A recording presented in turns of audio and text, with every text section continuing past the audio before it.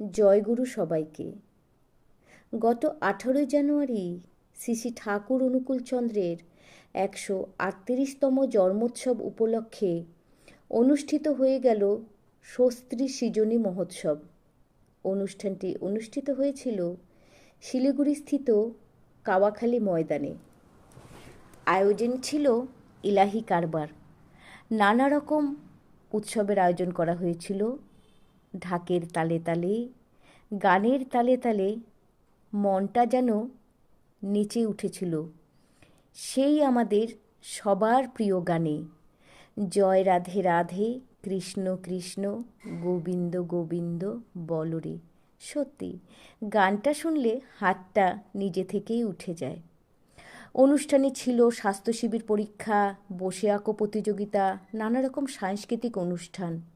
অবশেষে আমরা আস্তে আস্তে পৌঁছালাম ঠাকুরের দরবারে।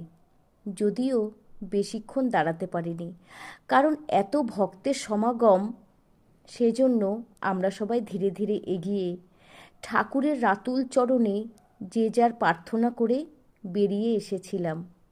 এত সুন্দর আয়োজন চোখে না দেখলে বোঝা যায় না। তারপর এসে একটু সবার নৃত্যানুষ্ঠান উপভোগ করলাম। ঠাকুরের রাতুল চরণে এটাই প্রার্থনা করি, ঠাকুর তুমি সবাইকে ভালো রেখো। বন্দে পুরুষোত্তমম, বন্দে পুরুষোত্তমম, বন্দে পুরুষোত্তমম।